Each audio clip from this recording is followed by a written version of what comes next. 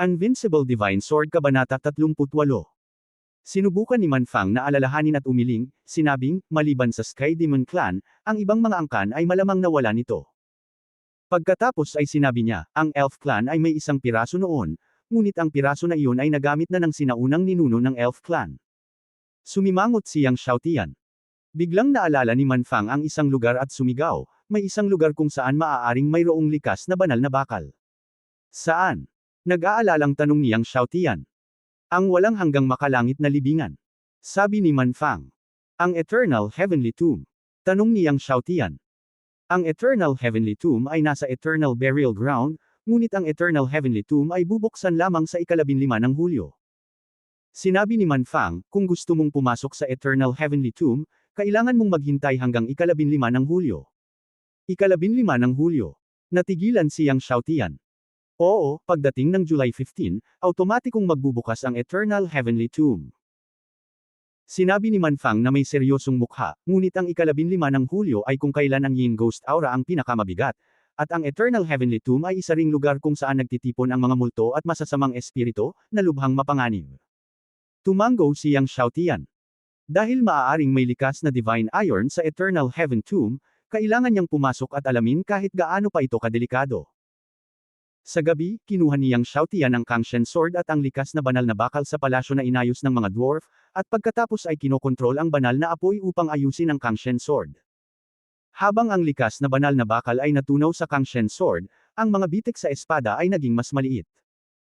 Nagpractice siyang Xiaotian ng Kangshen Sword technique ng ilang sandali, at sigurado, ang kapangyarihan ng Kangshen Sword ay tumaas ng husto. Pagkaraan ng ilang sandali ng pagsasanay, huminto siyang Xiaotian at inisip ang likas na banal na bakal ng Tianyao Clan, at sumakit ang ulo niya. Napakahirap na ibigay ng Tianyao Clan ang isang banal na bagay gaya ng likas na banal na bakal. Ang pagnanakaw ay talagang hindi isang opsyon. Ngunit paano maibibigay ng Tianyao Clan ang likas na banal na bakal? Kinabukasan, tinanong niyang Xiaotian si Manfang tungkol sa balita ni Manlei. Young Master, hinahanap mo ba ang sinaunang ninuno? Bahagyang nagulat si Manfang nang marinig niyang hinahanap niyang Xiaotian ang kanilang sinaunang ninuno. Narinig ko na ang iyong sinaunang ninuno ay nagpanday ng espada ng lahat ng bagay. Tanong niyang Xiaotian. Sinabi ni Manfang, to be honest, sir, matagal na naming hinahanap ang kinaroroonan ng sinaunang ninuno. Hindi namin alam ang eksaktong kinaroroonan ng sinaunang ninuno. Nalaman lang namin na ang sinaunang ninuno ay pumasok sa Demon Ape Ridge noong taong iyon at pagkatapos ay nawala. Oh, Demon Ape Ridge. Binasa niyang Xiaotian. Oo, Demon Ape Ridge.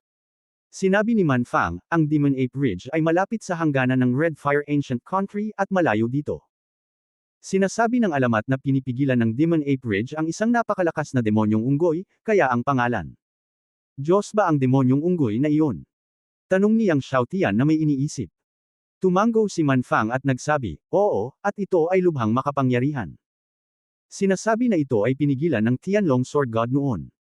Ang Tianlong Sword God at Motian Sword God ay mga Sword God ng parehong panahon.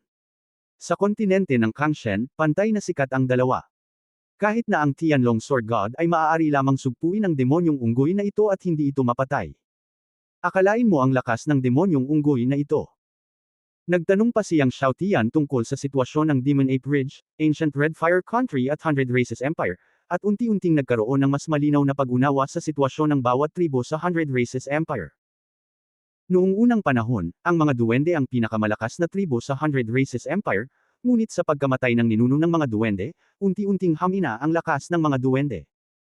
Ngayon, ang mga dwarf ay halos hindi na makakapasok sa nangungunang 10 ng Hundred Races Empire. Hindi nakakagulat na ang mga duwende ay naglakas loob na pamunuan ang hukbo ng walang prinsipyo upang pagnakawan ang mga dwarf ng likas na banal na bakal. Sa sumunod na mga araw, nanatili siyang Xiaotian sa dwarf tribe. Bilang karagdagan sa pag-unawa sa sinaunang Thunder God Sword Dao at Kang God Sword Dao, paminsan-minsan ay tinatalakay niya ang pagpino sa mga dwarf na ninuno. Habang nag-uusap sila, mas namangha si Manfang at ang iba pa, at lalo silang humanga kay Yang Xiaotian. Ang ika-7 araw ng unang lunar na buwan. Nagpasya siyang Xiaotian na pumunta sa Demon Ape Ridge para hanapin ang kinaroroonan ng sinaunang dwarf na ninuno na si Manlei. Bagamat nag-aatubili si Manfang at ang mga duwende, wala silang pagpipilian kundi paalisin siyang Xiaotian mula sa Dwarf Mountains. Noong una, pinilit ni Manfang na pumunta sa Magic Ape Ridge kasama si Yang Xiaotian, ngunit kung isa sa alang-alang na maaaring dumating muli ang hukbo ng duwende, hiniling ni Yang Xiaotian kay Manfang na manatili sa Dwarf Tribe. Walang pagkakamali, isang post, isang nilalaman, isang anim, isang siyam, isang libro, isang bar. Ang Magic Ape Ridge ay mayaman sa mga mineral at espiritual na gamot. Ito ay isang treasure land sa mata ng maraming sekta at pamilya sa Hundred Races Empire. Sa makatuwid, maraming mga sekta at mga panginoon ng pamilya ang madalas na umaakay sa kanilang mga inapo upang magsanay dito.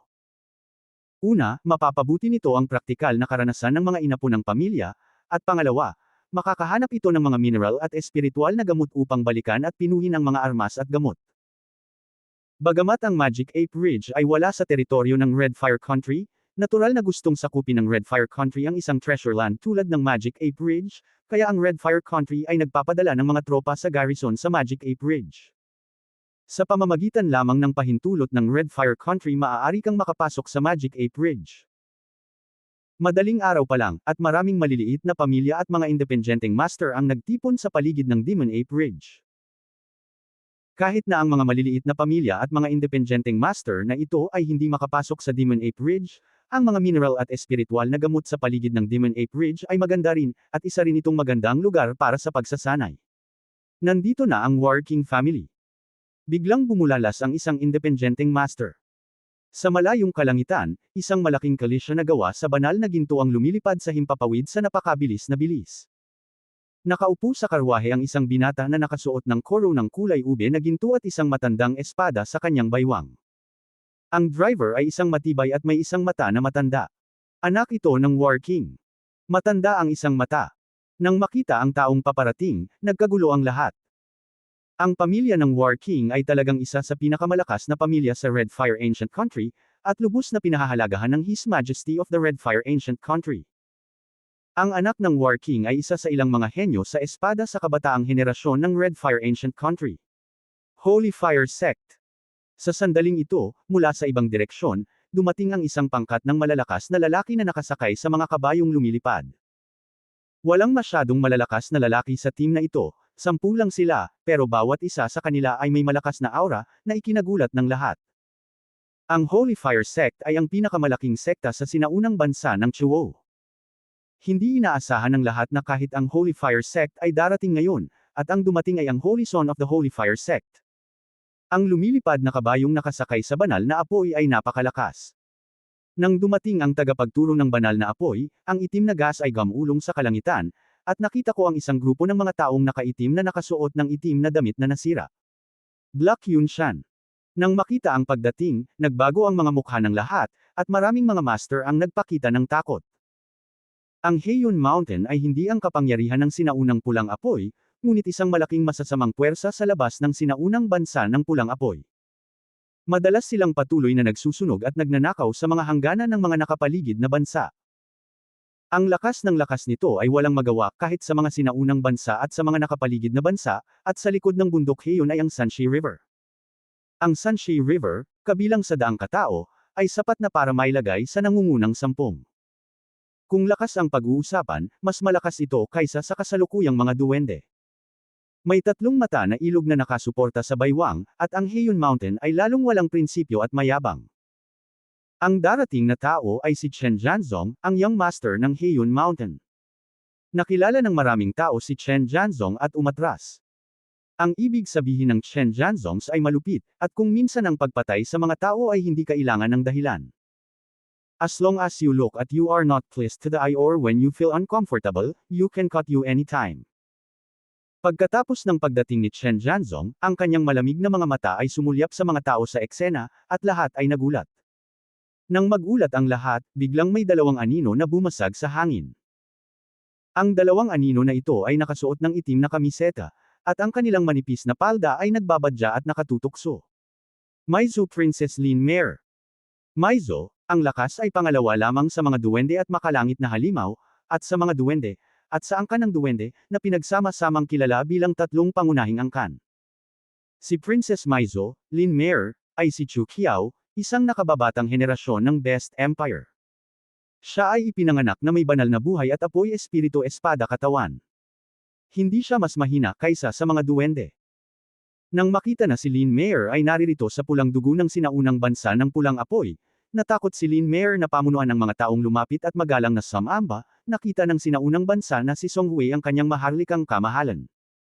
Si Zhang Zizi, Holy Fire Son at iba pa ay nagmamadaling pumunta para makipagkita. Maging si Chen Jianzong, na ngayon lang mayabang at mayabang, ay humakbang din, nakita ni Chen Jianzong, He Yunshan, ang kanyang maharlikang kamahalan.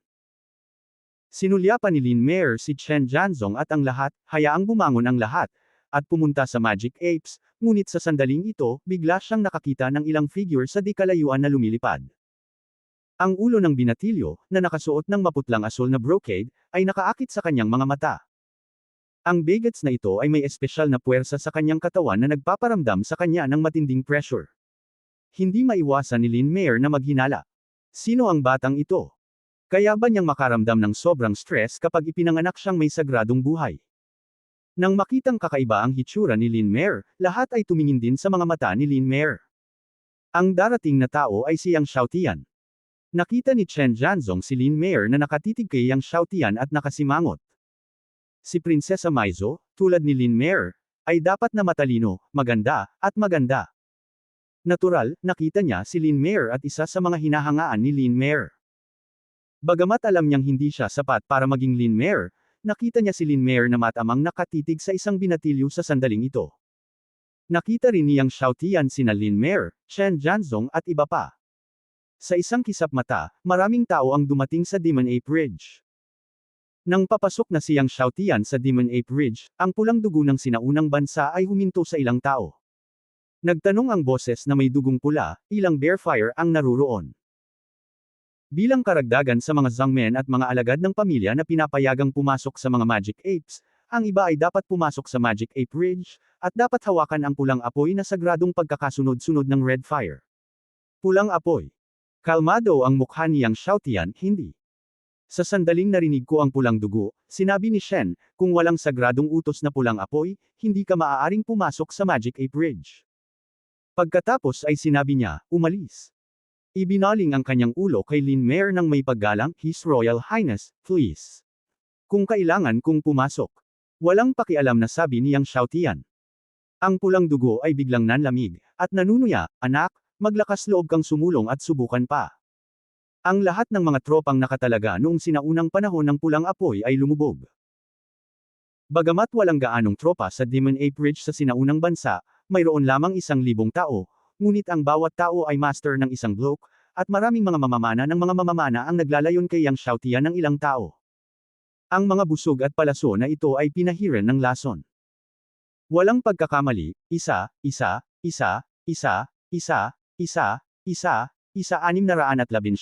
isang libro, isang libro.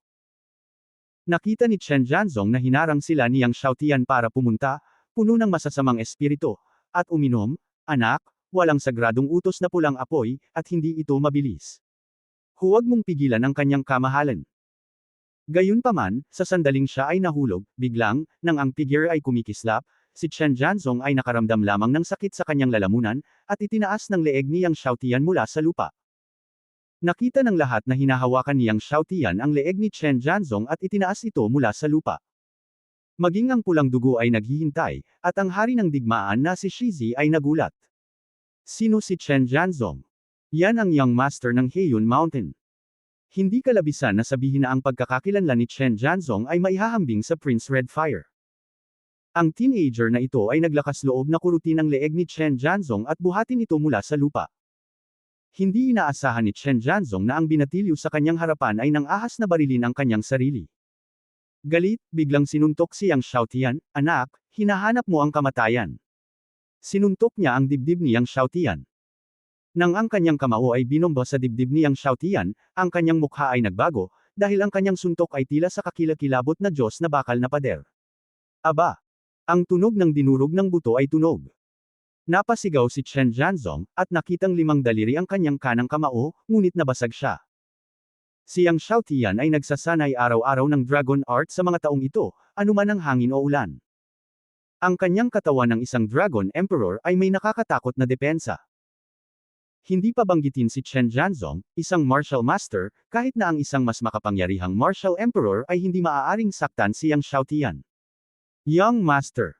Nang makita ito, lahat ng mga master ng Black Cloud Mountain ay nagalit at bumunot ng kanilang mga espada para putulin si Yang Xiaotian. Nang makita ito, nanlamig ang mga mata ng Devil Ancestor of Destruction, at na-activate ang Supreme Magic Skills. Ang magic energy ay gumulong, at ang katawan ng demonyo sa likod niya ay namuo. Ibinuka niya ang kanyang bibig at ang nakakatakot na kapangyarihang lumalamon ay bumalot sa mga master ng Black Cloud Mountain. Sa isang kisap mata, ang dugo at diwa ng mga masters ng Black Cloud Mountain ay tumalsik, at silang lahat ay sinipsip na tuyo. Nakita ito ng lahat at nilalanghap nila ang malamig na hangin. Ang mga pinuno ng hukbo na nakapaligid sa sinaunang bansa ng pulang apoy ay natakot at paulit-ulit na umatras, tinitingnan ng Devil Ancestor of Destruction sa takot. Napaatras din sa gulat ang prinsipe ng digmaan at ang anak ng banal na apoy. Ang mga Panginoon sa kanilang paligid ay nakatitig sa Devil Ancestor of Destruction na parabang may kaharap silang malaking kalaban. Si Chen Jianzong ay tumingin din sa Devil Ancestor na si Mie Tian nang may takot. Ang 12-12 ng mga tao na dinala niya sa pagkakataong ito ay pawang mga elite ng kanilang Demon Cloud Mountain, ngunit sila ay sinipsip na tuyo sa isang kisap mata. Ang mga ganitong paraan ay masyadong kakilakilabot. Sa sandaling ito, sinuntok ni Yang Xiaotian si Chen Jianzong sa tiyan at pinasabog si Chen Jianzong. Gumulong si Chen Jianzong sa gilid ng bangin, yumuko ang kanyang baywang, tumulo ang luha sa kanyang mukha, at naging berde ang kanyang mukha. Hindi pinansin ni Yang Xiaotian si Chen Jianzong at naglakad patungo sa Chizu Hao. Nagbago ang mukha ni Chizu Hao, at nakakuyom ang kanyang mga kamao, ngunit sa huli, pinili niyang tumabi. Pinangunahan ni Yang Xiaotian ang Devil Ancestor na si Mie Tian at ilang iba pa sa Demon Ape Ridge.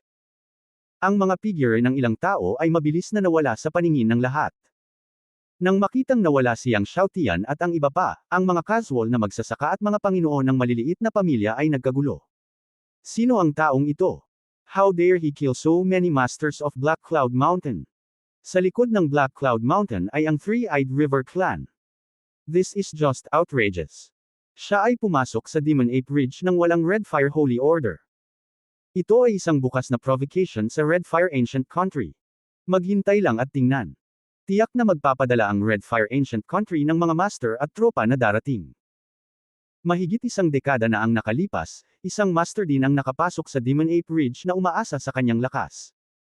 Nagpadala ang kanyang Majesty the Red Fire Ancient Country ng isang malaking hukbo para hulihin siya.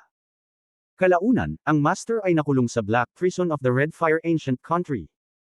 Hanggang ngayon, hindi pa niya muling nakikita ang liwanag ng araw, at kailangan niyang magdusa sa iba't ibang araw. Pinag-uusapan iyon ng mga tao sa paligid. Tiningnan ni Lin Mayer ng Mei Clan ang nawawalang figure ni Yang Xiaotian, ngunit nagulat siya at naghinala. Sinabi niya sa magandang figure sa tabi niya, Tita Jiang, may banal bang katawan ng taong ito? Kung ito ay hindi isang banal na katawan, paano siya tatamaan ng suntok ni Chen Jianzong, hindi lamang maayos, ngunit nabasag din ang 5 daliri ng kalaban. Tiningnan din ni Tita Jiang ang nawawalang figure ni Yang Xiaotian na may pagtataka.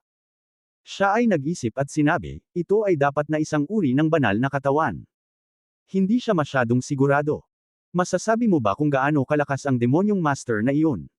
Tanong ni Lin Mayer, tinutukoy ang Devil Ancestor of Destruction. Seryoso ang mukha ni Tita Jiang, natatakot ako na ang lakas ng taong ito ay mas mataas pa kaysa sa akin. Nagulat si Lin Mayer. Mas malakas pa siya kay Tita Jiang. Prinsesa, pupunta tayo sa Demon Ape Ridge at may hahanapin tayo, pagkatapos ay aalis na tayo. Sabi ni Tita Jiang. Sa pagkakataong ito nang pumasok siya sa Demon Ape Ridge, palagi siyang nababalisa, at palaging nararamdaman na may malaking mangyayari. Tumango si Lin Mayer. Ang dalawa sa kanila ay sumabog sa hangin at nag-flash sa Demon Ape Ridge. Matapos makapasok si Lin Mayer at ang iba pa sa Demon Ape Ridge, nanginginig na tumayo si Chen Jianzong. Yumuko siya at tumingin sa direksyon kung saan umalis si Yang Xiaotian, na may walang katapusang pagpaslang na layunin sa kanyang mga mata. Anak, gusto kong mamatay ka. Gusto kong mamatay ang buong pamilya mo, mamatay ang buong angkan mo. Si Chen Jianzong ay umungal sa sama ng loob, ang kanyang mga mata ay duguan. Hindi nagtagal pagkatapos pumasok si Yang Xiaotian sa Demon Ape Ridge, iniulat ng Red Blood Marquee ang nangyari sa Demon Ape Ridge pabalik sa Red Fire Palace. Di nagtagal, lumipad ang pulang hukbo ng pulang apoy mula sa Red Fire King City at dumating ng buong lakas sa isang malakas na puwersa. Nang dumating ang Red Fire Army, ang mga grupo ng malalakas na lalaki ay lumipad palabas ng Black Cloud Mountain hindi kalayuan sa Demon Ape Ridge at sumugod sa Demon Ape Ridge. Hindi alam ni Yang Xiaotian ang lahat ng ito. Kahit na ang Demon Ape Ridge ay tinatawag na isang tagaytay, ito ay binubuo ng maraming mga taluktok, at ang mga taluktok ay walang katapusan. Napakalaki ng Demon Ape Ridge. Natatakot ako kahit na ang hari ng Red Fire sinaunang bansa ay hindi masyadong malinaw kung gaano ito kalaki. Mayroong maraming mga lugar sa Demon Ape Ridge na palaging itinuturing na mga lugar na ipinagbabawal. Kahit na maraming mga ninuno ng Red Fire Ancient Country ay hindi nang ahas na pumasok sa mga mapanganib na lugar na ito. Ang pagkawala ng sinaunang ninuno ng Dwarf Tribe, Manlay, ay maaaring nauugnay sa mga ipinagbabawal na lugar na ito. Sa makatuwid, pagkatapos pumasok ni Yang Xiaotian sa Demon Ape Ridge, napunta siya sa mga ipinagbabawal na lugar na ito. Ang unang lugar na pinuntahan ni Yang Xiaotian ay isang latian. Napakalaki ng latian na ito. Puno ito ng mga itim na halaman. Napakatahimik ng buong latian, napakatahimik kaya nagpapalpitate ang mga tao. Isang kulay abo-berdeng ambon ang lumulutang sa ibabaw ng latian. Young Master, mag-ingat ka. Tinitigan ni Bingyan Qilin ang latian sa kanyang harapan at sinabing. Ang latian na ito ay may ilang napakalakas na hininga ng kamatayan at kadiliman. Tumango si Yang Xiaotian, pinaandar ang Dragon Art, at kumalat ang mga pakpak ng totoong dragon sa likod niya. Kasabay nito, nagsuot siya ng Divine Armor, na natagpuan sa Space Ring ng Deep Sea Demon Kun matapos itong patayin. Walang pagkakamali, isang pangungusap, isang post, isang nilalaman, isang anim, isang siyam, isang libro, isang bar. Sa ilalim ng pag-iingat, ipinatawag pa rin ni Yang Xiaotian ang Abyss Spaceship, at pumasok sa Abyss Spaceship kasama si Bingyan Qilin at ang dalawa pa, dahan-daang itinulak ang Abyss Spaceship papunta sa latian. Marahil ay dahil sa hininga ng Abyss Lord at ng Deep Sea Demon Kun sa Abyss Spaceship na natakot sa mga patay na bagay at maitim na halimaw sa kailaliman ng latian na gustong umatake. Sa latian, inihayag ni Yang Xiaotian ang kapangyarihan ng kanyang kaluluwa at hinanap ang kinaroroonan ni Manlay. Binigyan siya ni Manfang ng personal na item ni Manlay, na may hininga ni Manlay. Hanggat may hininga ni Manlay sa loob ng isang tiyak na saklaw sa paligid, madarama niya ito. Nang dumating si Yang Xiaotian sa kailaliman ng latian, bigla siyang nakaramdam ng hininga na kagaya ng ligaw na kulog na nagmumula sa ilalim ng latian. Pagkatapos ng aksidente, mabilis na pinaandar ni Yang Xiaotian ang spaceship upang makapasok sa latian at pumasok sa ilalim ng latian. Napakalalim ng latian na ito. Pagkababa ng 100 metro, biglang nakita ni Yang Xiaotian ang isang malaking butas sa pader ng bundok sa harap niya, at ang mabangis na hininga ng kulog ay nagmula rito. Inalis ni Yang Xiaotian ang spaceship at pumunta sa malaking butas kasama si Bingyan Qilin at iba pa. Sa sandaling makapasok sila sa malaking butas, naramdaman nila ang napakalakas na death aura, na parang walang katapusang alon, at sunod-sunod na alon ang bumubuhos mula rito. Nagulat silang lahat. Maging si Bingyan Qilin ay hindi pa nakakita ng ganoon kalakas at nakakagulat na death aura sa unang pagkakataon. Ginagamit ng tatlo ng Bingyan Qilin ang kanilang banal na kapangyarihan para bantayang mabuti si Yang Xiaotian. Maingat, ipinatawag ni Yang Xiaotian ang Thousand Buddha's Divine Fire. Biglang lumitaw ang anino ng Thousand Buddha sa kanyang likuran, at ang liwanag ng Buddha ay nagniningning sa lahat ng dako, na nagpakalat ng aura ng kamatayan. Ilang tao ang maingat na humakbang sa kuweba. Hindi nagtagal pagkatapos pumasok sa kuweba, nakakita sila ng Bone Mountain sa harap nila. Isang bundok na ganap na gawa sa mga bungo ng tao. Ang nakakatakot na aura ng kamatayan ay ibinubuga mula sa bundok ng buto na ito. Nagulat si Yang Xiaotian nang makitang ang liwanag ng Buddha ng Thousand Buddha's Divine Fire, na nagniningning sa Bone Mountain na ito, ay hindi maalis ang aura ng kamatayan sa Bone Mountain na ito. Hindi lamang nawala ang aura ng kamatayan, ngunit ito ay bumuo ng isang hadlang sa kamatayan na walang katapusan na umiikot, na humaharang sa liwanag ng Buddha ng banal na apoy ng Thousand Buddhas. Nagulat ang ilang tao. Ang Thousand Buddha's Divine Fire ay isang banal na apoy, ang kaaway ng lahat ng kamatayan at demonyong enerhiya, ngunit hindi nito kayang basagin ang death aura ng Bone Mountain. Anong klaseng death aura ito? Nang magulat si Yang Xiaotian, nakita niya ang isang putol na palakol sa lupa sa harap ng Wanzang Mountain. Ang hininga ng kulog ay mula sa putol na palakol. Malinaw na ang putol na palakol ay sandata ng kulog. Halika dito. Nang maghinala siyang Xiaotian, biglang namatay ang Wanzang Bone Mountain, isang bungo ang lumipad, at ang kulay abong liwanag ay nabigla. Lumaki at naging bundok ang bungo sa laki ng ulo. Sumigaw ang skeleton hair, ibinuka ang higanteng bibig, kinagat ang ilang tao sa Yang Xiaotian, hindi pa dumarating ang bungo, at ang kakilakilabot na kamatayan ay napakalaki, na nagpabango sa mga tao. Biglang binomba si Bingyan Qirin. Boom! Sa malakas na ingay, binaril ang bungo. Gayunpaman, ang ikinagulat ng ilang tao ay ang bungo na katatapos lang na baril ay natatakpan ng bundok ng Wanzang, at ito ay muling namuo at nakabawi bilang simula. Hindi patay. Si Bingyan Qirin, si Tianqing Thunder Python, ang tatlong tao na hindi pumatay sa Zuzo ay nag-isip ng kanilang naisip, lahat ay nagkakaisa, at ang kanilang mga mukha ay nagbago ng husto. Para bang nakita ko ang mga pinaka-nakakatakot na bagay sa mundo. Huwag mamamatay. Nagulat din si Yang Xiaotian. Minsan niyang nakita ang mga tala tungkol sa undead sa mga sinaunang aklat na iniwan ni Chen Fo Yaoshen, ngunit hindi detalyado ang record ni Chen Fo Yaoshen, ngunit sinasabing ang walang kamatayang galit ay ang pinaka-nakakatakot na kamatayan. Ang ganitong uri ng kamatayan ay lubhang kakilakilabot, at kahit ang apoy ay maaaring makipagkompetensya. Sa oras na ito ay isang hiyawan muli. Nakita ko ang ilang bungo ng sabay-sabay na lumilipad palabas ng bundok ng Wanzang, sumalubong sa bagyo, at mapait ng sabay kay Yang Xiaotian. Nagulat si Bingyan Qirin at sabay na binaril. Gayunpaman, tulad ngayon, kahit na nabaril nilang tatlo ang 12-dosenang mga bungo na ito, agad silang nag-condensed at nakabawi tulad ng dati. Kaagad pagkatapos, daan-daang bungo ang lumipad mula sa Wanzang Mountain, at inilunsad ang ikatlong pag-atake kay Yang Xiaotian. Anak, umatras ka. Tumingin si Bingyan Qirin sa daan-daang bundok na parang malaking bungo at umatake, nagulat. Daan-daang bungo, kaya pa nilang harapin, pero 10,000 bungo. Bukod dito, mayroong higit sa 10,000 mga skeleton sa Wanzangshan, natatakot ako na mayroong milyon-milyon.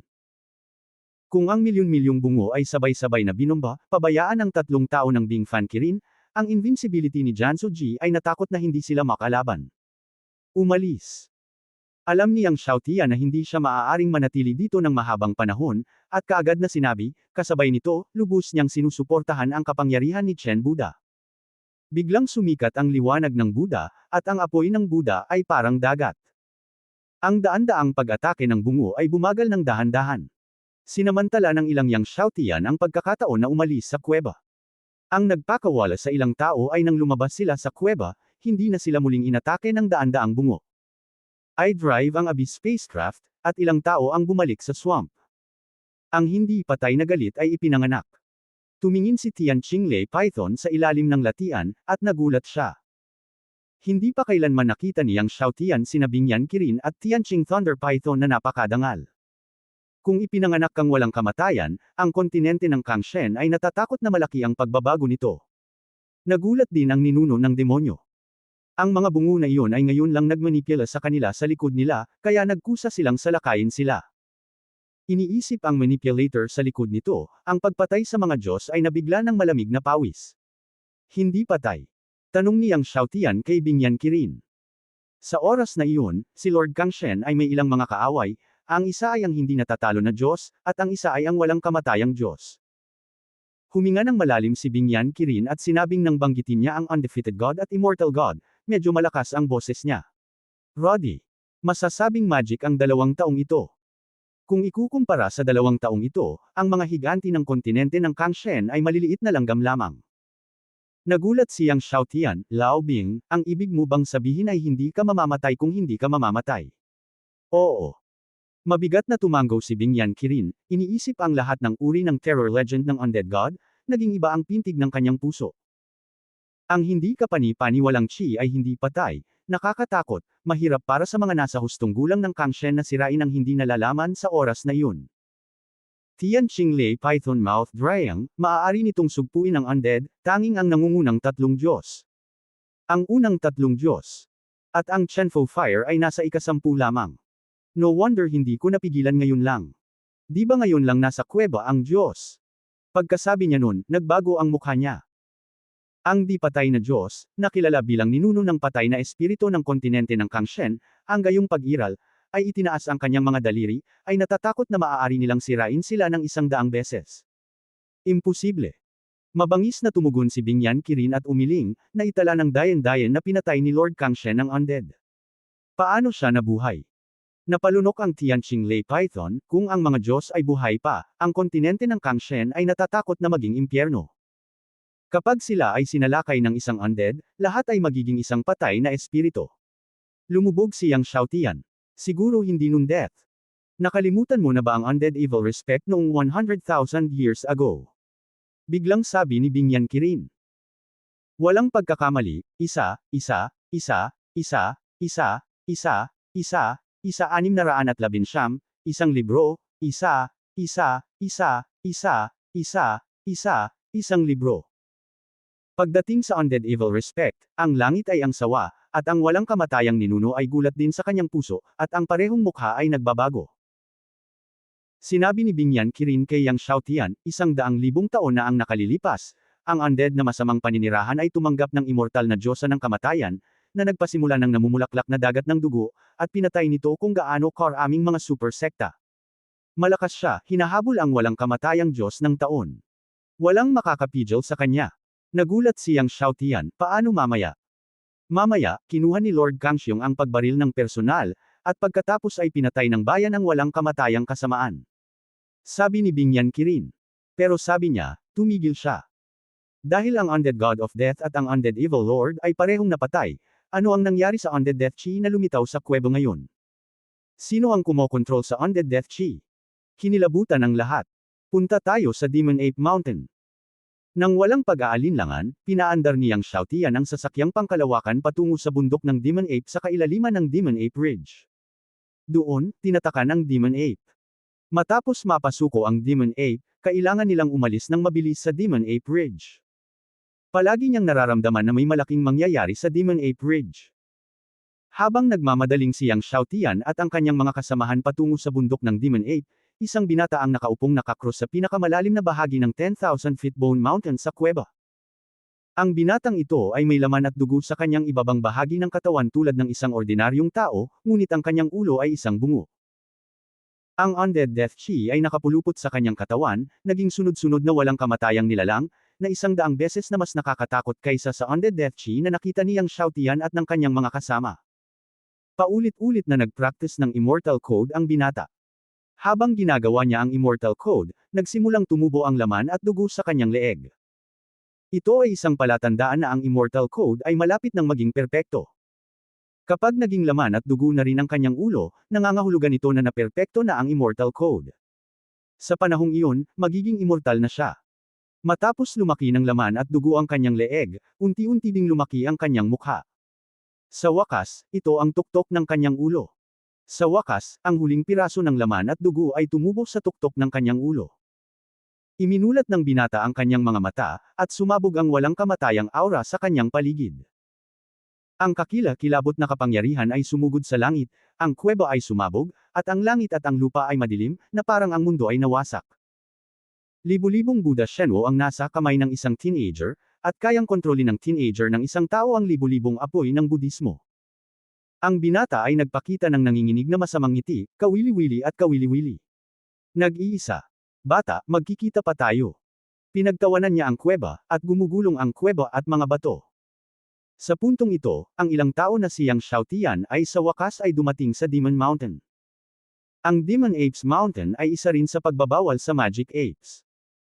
Ang Bingyan Kirin, ang tatlo ng Tianqing Lei Python ay tumingin sa mahiwagang unggoy na bundok na matayog sa langit sa harapan nila, at ito ay marangal.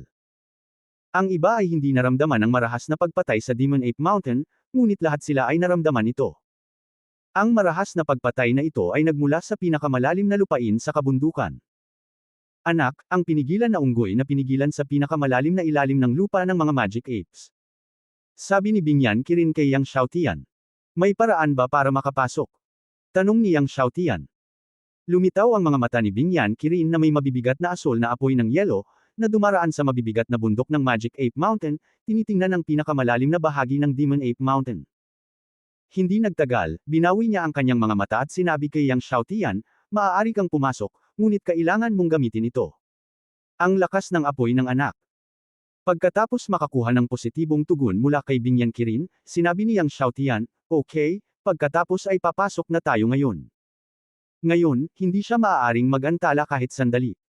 Sa ilalim ng kapangyarihan ng 11 puso ng espada, naramdaman niya na ang pagkamatay ng kuweba ay lumalakas at mas kakilakilabot. Bilang resulta, si Bingyan Kirin ay nakaharap sa katawan, siyang Xiaotian ay sumakay sa Bing Flame Kirin, at lumipad sa pinakamalalim na bahagi ng Magic Apes. Si Tianqing Thunder Python, ang demonyong ninuno ng langit ay sumunod na malapit. Hindi nagtagal, dumating ang ilang tao na siyang Xiaotian sa pinakamalalim na bahagi ng Demon Ape Mountain. Nakita ko ang pinakamalalim na lupa sa Monte Mountain, na nakatikip sa itim na yelo ng mga layer ng itim. No wonder na unang sinabi ni Bingyan Kirin na gagamitin niya ang kanyang kapangyarihan para tumulong. Hindi nag-atubili siyang Xiaotian. Nang agad niyang tinawag ang apoy ng libu-libong Buddha. Sa ilalim ng kapangyarihan ng libu-libong Buddha, patuloy na natunaw si He Yaoji.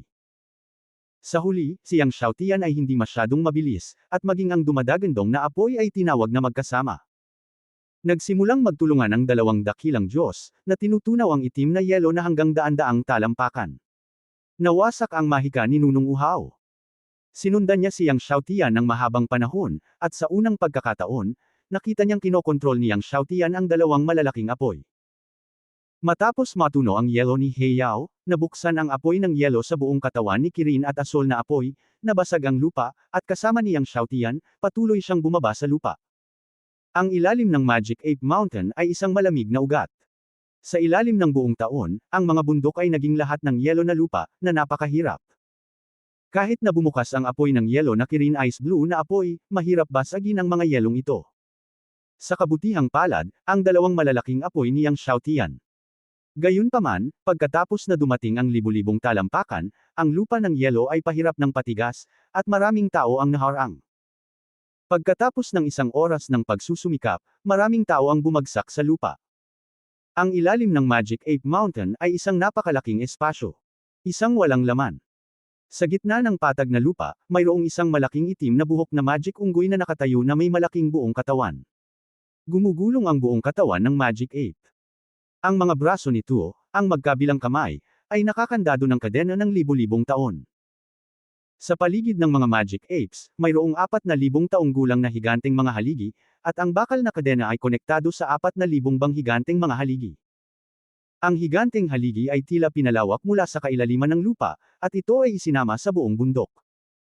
Mula sa malayo, ang mahiwagang unggoy ay parang isang madilim na bundok na nakatayo doon, at ang langit sa likod ay ganap na natatakpan ng Magic Ape. Bingyan Kirin, malaki ang ilaw ng Light Python, pero kailangang mataas at 2 lap ang Magic Ape sa harap niya.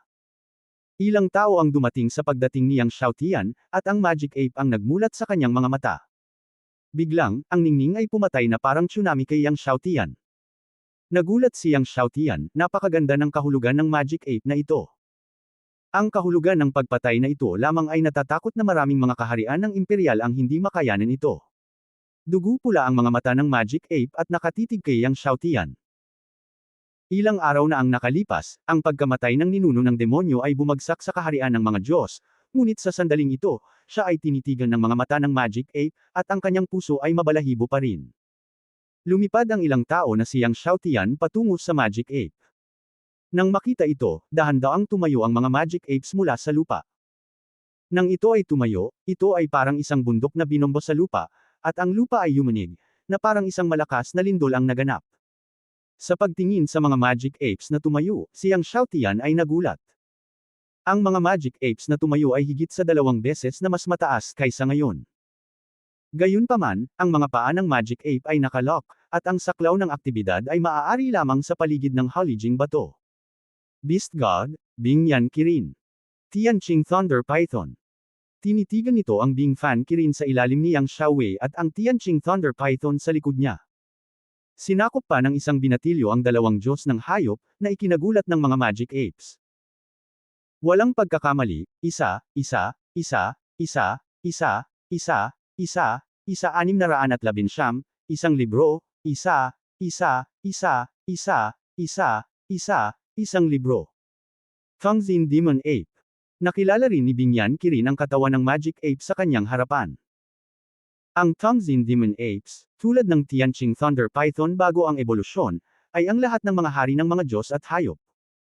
Sa harap ng mga mata, ang Magic Ape ay napakalakas, malayo sa ibabaw ng Bing Flame Kirin at Tianqing Thunder Python. Bagamat Super God Beast sina Bing Yan Kirin at Tianqing Thunder Python, magkasama silang dalawa. Tinitigan niyang Xiaotian itong parang pusong unggoy. Ang dibdib ng kalaban ay may napakakamanghamanghang sugat, at ito ay umaabot mula sa balikat hanggang sa tiyan. Ang sugat na ito ay parang isang malaking bitek. Kung titingnan ang sugat na ito ay dapat na isang sugat sa espada. Hindi ko alam kung nasaktan ito ng Tianlong Sword God ng taong iyon.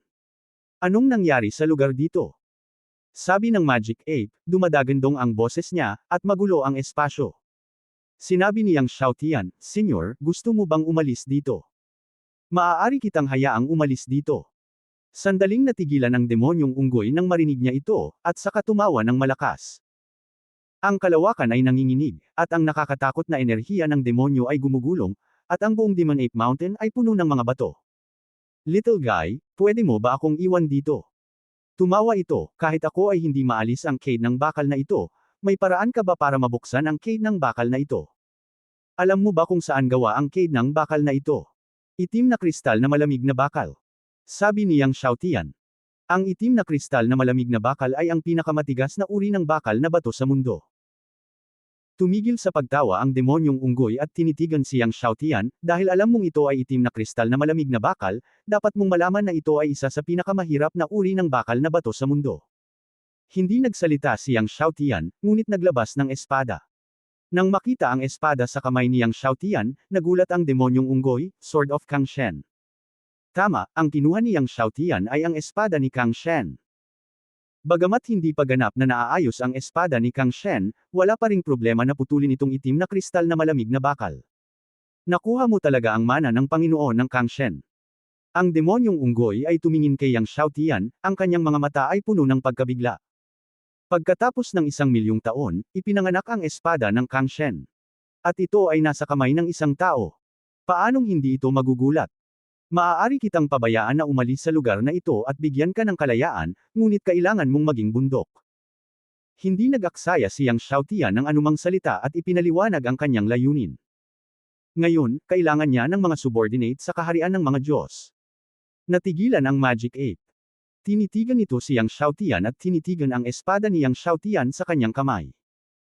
Maulap ang mukha nito at huminga ng malalim, okay, if you can get me freely, I will sit on your beast. Naiintindihan nito ang ibig sabihin ng espada ni Kang Shen. Dahil dito, wala itong labis na pag-aalala at pag-aalinlangan. Sa hinaharap, pinangasiwaan niyang Xiaotian ang kontinente ng Kang Shen. Bilang siyang Xiaotian na nakaupong hayop, ito ay isang pinakamataas na kaluwalhatian. Bilang resulta, hinayaan niyang Xiaotian ang Magic Ape na bitawan ang kaluluwa at nagtanim ng isang espiritual na tatak sa dagat ng dugo sa dagat ng kaluluwa ng Magic Ape. Sa kapangyarihan ng kanyang kasalukuyang kaluluwa, ganap niyang makokontrol ang 3 halimaw. Kasunod na ibinuhos ito niyang Xiaotian at pinutol ito sa bakal na kandado. Tunog ni Ranzin. Nakita ko ang napakalamig na liwanag. Ngunit ang ikinagulat niyang Xiaotian ay ang itim na kristal na cold iron lock ay mas matigas kaysa sa kanyang imahinasyon. Pinutol niya ang kanyang makakaya at nag-iwan lamang ng malinaw na puwang sa kandado na bakal. Ang bawat kandado ng bakal ay ilang metro ang kapal, kaya natatakot ako na isang oras ay maputol at magtago ng bakal na kandado. Hindi kalahating araw para putulin ang lahat ng 4 na bakal na kandado.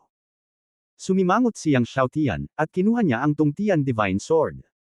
Tungtian Divine Sword. Nang makita ang pangalawang espada na inilabas niyang Xiaotian, ang Magic Ape ay tumitig sa amo.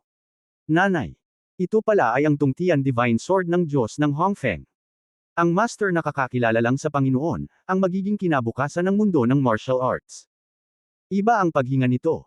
Napuno siyang Xiaotian Genuan, at sabay na pinutol ang 2 espada. Pagkatapos ng malulutong na links, sa pagkakataong ito, mas madilim na ang puwang sa kandado ng bakal. Nang makita ito, hinimok niyang Xiaotian ang kapangyarihan ng libu-libong Buddha. Biglang, ang apoy ng mga Diyos ay naganap. Nang makitang ito ang Diyos ng libu-libong Buddha, nabigla ang mahiwagang unggoy, ngunit nakita nito na ang espada ni Tungtian ay nabigla at dumadagandong. Hulog. 2 malaking apoy. 2 pangunahing espada. Sa unang pagkakataon, pinagdudahan ng Magic Ape ang buhay. Medyo nag-alinlangan siyang Xiaotian, at tinawag din ang 2 Diyos na si Jin Dan. Sa pagtingin sa dalawang dakilang Diyos na lumilipad sa katawan ni Yang Xiaotian, halos natakot ang Magic Ape na lumuhad sa lupa. Iniisip ang walang kamatayang galit ng kuweba, muling tinawag ni Yang Xiaotian ang 2 milyong kaluluwa. Ang panunood sa dalawang kataas-taasang hari ng Wan ni Yang Xiaotian ay mayroon ding 2 milyong taong gulang na soul ring. Ang Magic Ape ay ganap na naparalisa sa lupa. Ang pagpatay sa mga Diyos ay pinanood ang dalawang kataas-taasang hari ng Yang Xiaotian Wan at ang 2 milyong singsing ng kaluluwa, na natakot din. Ayos naman sinabing yan Kirin at Tianqing Lei Python, pero nakakagulat din sila. Iyon ay ang Panginoon ng Abis at ang singsing ng kaluluwa ng demonyong malalim na dagat. Ang hininga ng dalawang malalaking lalaki na ito lamang ay sapat na upang takutin ang maraming mabangis na hayop. Sa ilalim ng buong lakas ng putok, sigurado, pinutol itong muli ni Yang Xiaotian, at naputol ang bakal na kandado mula sa isang malalim na puwang. Si Yang Xiaotian ay nagbibigay inspirasyon at pinutol ito. Well, tumunog si Ran, at sa wakas, naputol ang isang bakal na kandado. Ginawa ni Yang Xiaotian ang batas at pinutol ang pangalawa at pangatlo. Nang putulin ni Yang Xiaotian ang ika-4 na kandado ng bakal, sa wakas ay bumalik sa kalayaan ang Magic Ape. Gayunpaman, bagamat pinutol ko ang bakal na kandado, nakatali pa rin siya sa mga kamay at paa ng Magic Ape. Matandang unggoy, salamat sa apo. Ang demonyong unggoy ay nagpasalamat kay Yang Xiaotian, puno ng pananabik. Ito ay nakakulong ng libu-libong taon sa ilalim ng Demon Ape Mountain, na hindi kasing ganda ng kamatayan, at ngayon ay nakabalik na ito sa kalayaan. Ang mga mahiwagang unggoy ay nagpapasalamat, at ang lupa ay nagulat, at nakita ko ang isang nakakatakot na hukay mula sa lupa sa tabi ng ulo nito. Tiningnan ni Yang Xiaotian ang kakilakilabot na hukay sa lupa, ngumiti ng mapait, at ginawa ang mga Magic Apes. Nang makita ang sugat ng malaking basag na lambak sa dibdib ng Magic Ape, si Yang Xiaotian ay humigop ng 6 na makalangit na tubig sa kulog at isang renewal ng dandan, hayaan ang Magic Ape na lumunok. Nang makita si Yang Xiaotian, ang mahiwagang unggoy ay handang kunin ang ika-6 na langit at dumadagandong na tubig upang lumunin ang kagalingan, at lalo itong nagpapasalamat. Matapos lunukan ng 6 Heavenly Thunder Water at Sky Pin, ang sugat ng Great Rift Valley ng Demon Ape ay nabawasan ng malaki, ngunit hindi pa rin ito magagamot. Sa oras na iyon, ang pinsala sa espada na iniwan ng Tianlong Sword God sa Magic Ape ay nakamamatay. Kahit na ito ay isang makalangit na kayamanan tulad ng 6 na makalangit na tubig sa kulog, hindi ito ganap na malulunasan.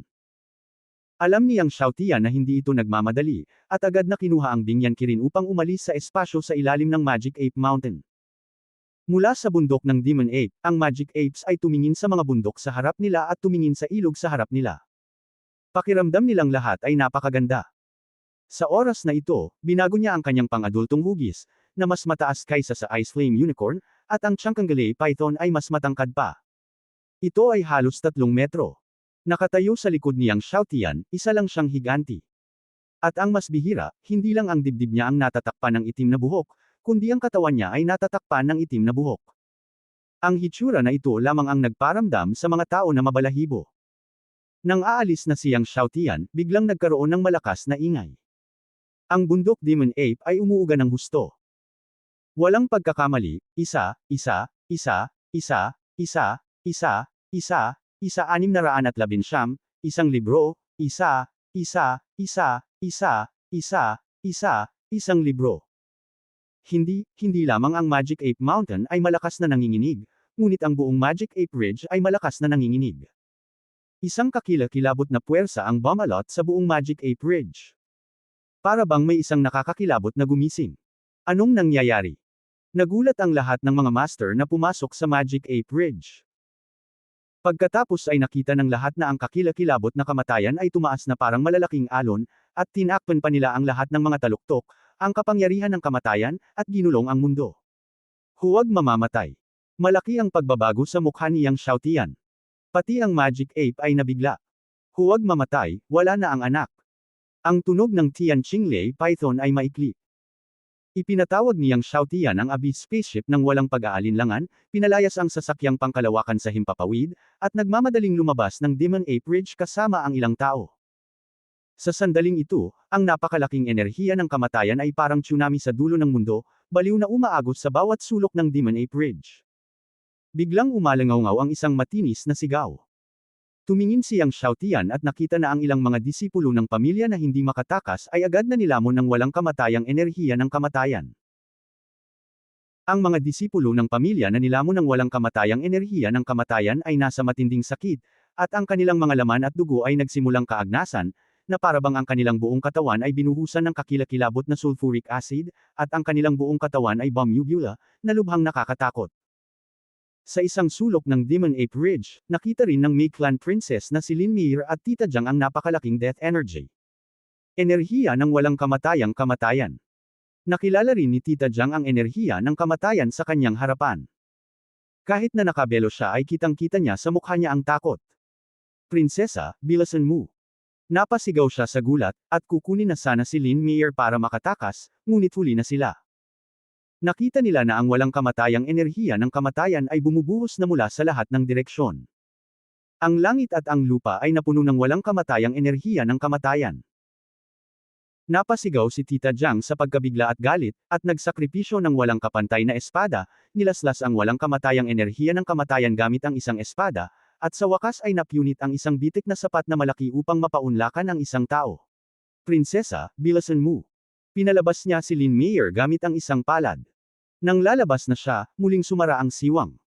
Nang makita ito, napasigaw si Lin Mir sa gulat, Tita Jiang. Tiningnan ni Tita Jiang ang immortal na enerhiya ng kamatayan na bumubuhos, at ang mahabang espada sa kanyang kamay ay lamalas muli ng buong lakas, ngunit sa pagkakataong ito, nalaslas niya ang napakalaking alon ng walang kamatayang enerhiya ng kamatayan, at naputol lamang ang isang bitik, at hindi na siya makatakas. Nakatingin sa baliw na lumalamon sa walang kamatayang enerhiya ng kamatayan, sumigaw siya kay Lin Mir sa labas, Prinsesa, huwag kang mag-alala sa akin, tumakas mula sa Demon Ape Ridge. Ang walang kamatayang enerhiya ng kamatayan ay lumitaw, at ang mundo ay nagbago ng husto. Bumalik at sabihin sa pinuno ng angkan at mga ninuno. Pagkatapos magsalita ni Tita Jiang, ganap siyang nabalot ng napakalaking alon ng walang kamatayang enerhiya ng kamatayan at nawala. Tita Jiang. Tumingin si Lin Mir kay Tita Jiang na ganap na nababalot ng walang kamatayang enerhiya ng kamatayan, at napasigaw sa galit, at nilaslas ang walang kamatayang enerhiya ng kamatayan gamit ang mahabang espada sa kanyang kamay. Ngunit ang kanyang kapangyarihan ay ganap na walang silbi nang masira ang walang kamatayang enerhiya ng kamatayan.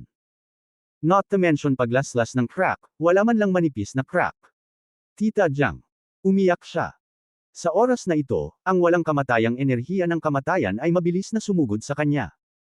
Nang makita ito, galit na naglaslas ng espada si Lin Mir at sabay na lumipad palabas. Ngunit napakaraming walang kamatayang enerhiya ng kamatayan at napakalakas nito. Di nagtagal, siya ay patuloy na nahuli at nababalot ng walang kamatayang enerhiyang ito ng kamatayan. Tulong. Sa pagtingin sa death energy na nakabalot sa kanya, walang pakialam si Lin Mir sa kanyang pagkakakilanlan bilang isang prinsesa at napasigaw siya sa gulat. Siya ay naglaslas gamit ang espada, ngunit hindi niya maputol ang walang kamatayang enerhiya ng kamatayan sa paligid niya. Siyang Xiaotian ang nagmaneho ng Abyss spaceship at nakita si Lin Mir na patuloy na binabalot ng walang kamatayang enerhiya ng kamatayan mula sa malayo. Pagkatapos mag-alinlangan ng ilang sandali, nagpasya siyang iligtas si Lin Mir. Kung hindi niya gagawin, mamamatay si Lin Mir. Tulungan siyang iligtas.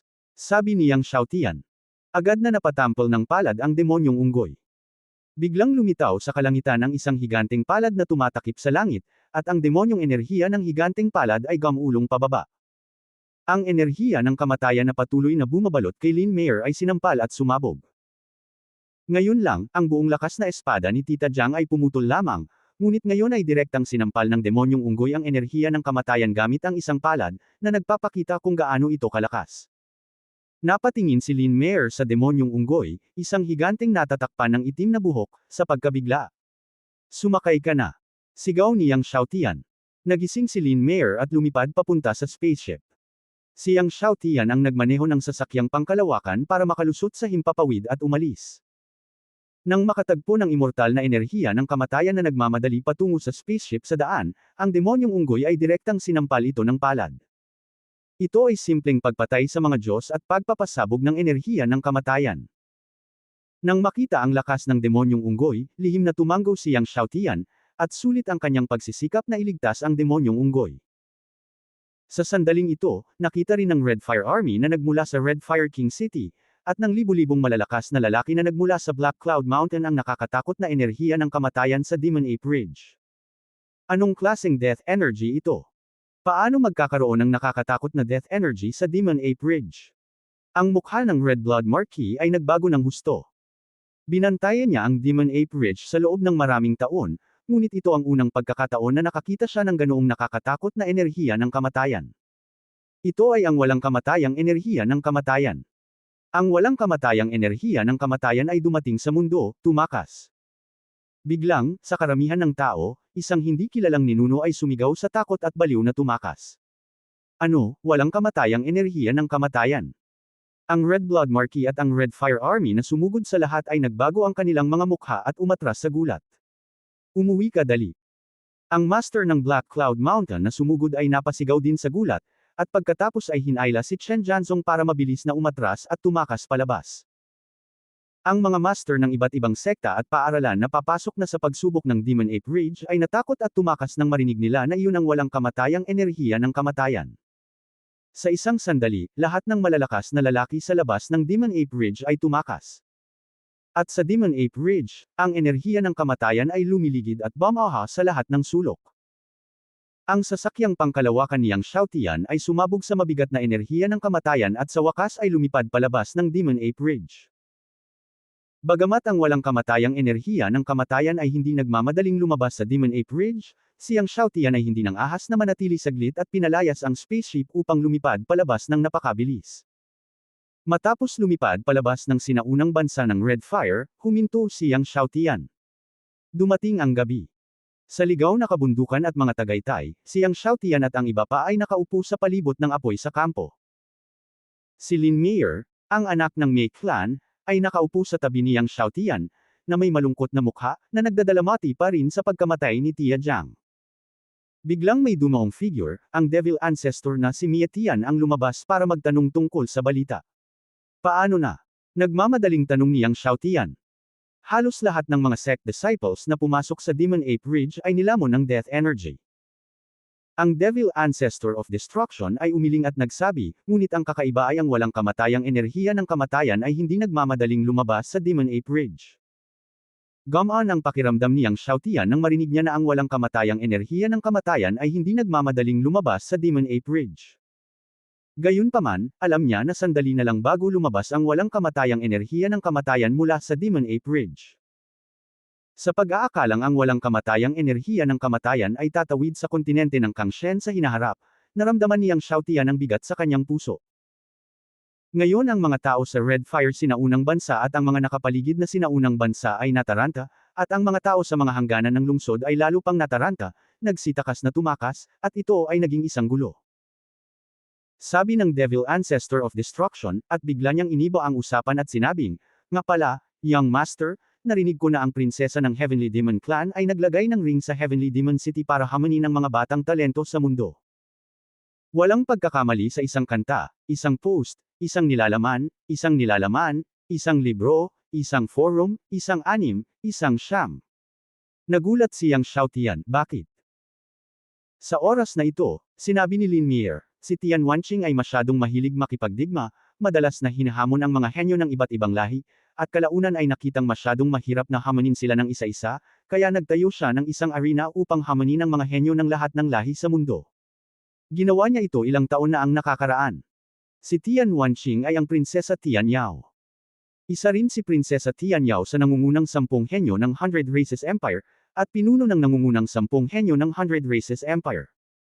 Sa mga tuntunin ng talento at lakas, siya ay mas malakas kaysa kay Zailuo at Lin Meyer sa kanyang harapan, at mas malakas. Si Tian Wanqing ay ipinanganak na may dugo ng kabaliwan, na siyang pinakamalakas na dugo noong sinaunang panahon. Ang mga taong may dugong ito ay ipinanganak na parang pandigma, at halos mabaliw sila. Sinabi ni Princess Tian Yao na kung sino ang makakatalo sa kanya ay makakakuha ng 1 bilyong low-grade spirit stones. 100 top-grade 3-element purple gold pills. Bilang karagdagan, maaari silang pumili ng isang kayamanan mula sa treasure house ng Tian Yao clan. Sinabi ni Tian Moso, sa sandaling lumabas ang balita, halos lahat ng mga henyo ng 100 Clans Empire ay sumugod sa Tian Yao City. Kahit maraming henyo ng mga duwende ang sumugod sa Tian Yao City. Umiling si Lin Meyer at sinabing, itong baliw na babae. 1 bilyong yuan Ling Shi, nakakabaliw ang gantimpala na ito. Dapat mong malaman na maraming super zangmen ang nagbasag ng mga kaldero at nagbenta ng bakal sa halagang 1 bilyong yuan. Bukod dito, mayroong 100 pinakamahusay na triad, at maaari ka ring pumili ng isang sanggol sa Territories Treasure Tower. Sa sandaling lumipat si Yang Xiaotian, nagtanong siya, maaari ka bang pumili ng sinumang sanggol ng Tianxi Treasure Tower? Oo, ang anak. Tumango ang nawasak na muso, nagtatanong ako, ang congenital god na bakal na gusto ng anak ay nasa Temple Treasure House. Agad na bumangon si Yang Xiaotian, pumunta sa makalangit na halimaw. Ngayong hindi pa siya patay, kailangan niyang maging mas kagyat na ayusin ang espada ng Kangshen at linangin ang 14 na puso ng espada sa lalong madaling panahon. Sinasabing pagkatapos magsanay ng 14 na espada, mayroon itong hindi kapani-paniwalang kapangyarihan. Tinanong ni Yang Xiaotian si Lin Meyer kung gusto niyang sabay na pumunta sa makalangit na halimaw. Nag-alinlangan si Lin Meyer. Gusto niyang sundan si Yang Xiaotian upang pumunta sa makalangit na demonyo, ngunit ngayon ay namatay si Tia Jiang at hindi namatay. Kailangan niyang bumalik sa Maizo. Sa huli, nagngangalit siya, pumunta muna ang anak sa makalangit na demonyo, at babalik muna ako sa Maizo, at pagkatapos ay pupunta sa makalangit na demonyo. Hindi ko alam ang pangalan ng anak. Nang makita ni Lin Meyer na gustong bumalik sa Maizo, tumango si Yang Xiaotian, ang pangalan ko ay Yang Xiaotian. Kasunod nito, maraming tao ang nagsimula sa makalangit na demonyo. Dahil sa daan, umalis si Lin Meyer kasama ang Yang Xiaotian spacecraft. Pagkaraan ng madaling araw, si Lin Meyer ay nahiwalay kay Yang Xiaotian. Sa pagtingin sa pag-alis ni Yang Xiaotian, binasa ni Lin Meyer, Yang Xiaotian. Naalala niya ang pangalan sa kanyang puso at umalis sa ere. Nagpatuloy ang Abyss spaceship, at pagkaraan ng ilang araw, dumating ito sa Sky Demon Clan. Habang kumalat ang balita ng paglitaw ng walang kamatayang enerhiya ng kamatayan sa Demon Ape Ridge, halatang pinalakas ng Sky Demon Clan ang depensa nito, at mahigpit ang hangganan ng hukbo. Gayunpaman, pagkatapos na makapasok sa teritoryo ng Sky Demon Clan, ang mga pangunahing lungsod ay maunlad at maayos pa rin, at ang lahat ay tila hindi naapektuhan ng walang kamatayang enerhiya ng kamatayan, kumakain at umiinom gaya ng dati. Pagdating nila sa Sky Demon City, madilim na. Napakaunlad ng Sky Demon City, na may maraming trapiko. Dahil ang Sky Demon Princess ay nag-set up ng isang singsing, ang malalakas na lalaki mula sa lahat ng tribo ay makikita sa lahat ng dako. Pumunta tayo sa malapit na restaurant para magpahinga ng isang gabi, at pagkatapos ay pumunta sa ring bukas. Sinabi ni Yang Xiaotian sa maraming tao. Bagamat si Tian Wanqing ay nag-set up ng singsing, hindi siya tumanggap ng mga hamon sa gabi, kaya nagplano si Yang Xiaotian na maghanap ng restaurant na makapagpahinga ng isang gabi, at pagkatapos ay pumunta sa ring bukas. Kaya nagtanong si Yang Xiaotian at ilang tao tungkol sa mga kalapit na restaurant at naglakad patungo sa mga kalapit na restaurant. Hindi nagtagal, dumating si Yang Xiaotian sa 100 Clan Restaurant. Ang Beizhou Grand Restaurant ay ang pinakamalaking restaurant sa Beizhou Empire, at ito ay napakakahanga-hanga. Pumasok si Yang Xiaotian at ang kanyang mga kasama sa restaurant, na pinalamutian ng napakagandang estilo. Marami ng upuan ang na-occupy. Nang makitang may bakanteng mesa malapit sa bintana, lumapit si Yang Xiaotian at ang kanyang mga kasama. Gayunpaman, nang malapit nang maglakad si Yang Xiaotian at ang kanyang mga kasamahan patungo sa bakanteng mesa, hinarang sila ng isang binata mula sa Sanyan River Clan na nanunuya, "Boy, naka-reserve na ang mesang iyon." Sumimangot si Yang Xiaotian. Tinawag niya ang waiter at tinanong kung naka-reserve na ba ang bakanteng mesa. Nag-alinlangan ang waiter. Nakita ni Yang Xiaotian ang ekspresyon ng waiter at naunawaan niya kung ano ang nangyayari. Malinaw, ang bakanteng mesa ay hindi nakareserba, ngunit ang binata mula sa Sanyan River Clan ay ayaw siyang umupo doon. Sa oras na ito, ang binata ng Three-Eyed River Clan ay humigop ng isang malaking alak at umupo roon, at sinabing may paghamak, "Anak, sa tingin mo ba ikaw, isang tao, ay kwalipikadong umupo at uminom tulad namin? Kung kayong mga tao ay gustong uminom, maaari lamang kayong uminom habang nakatayo."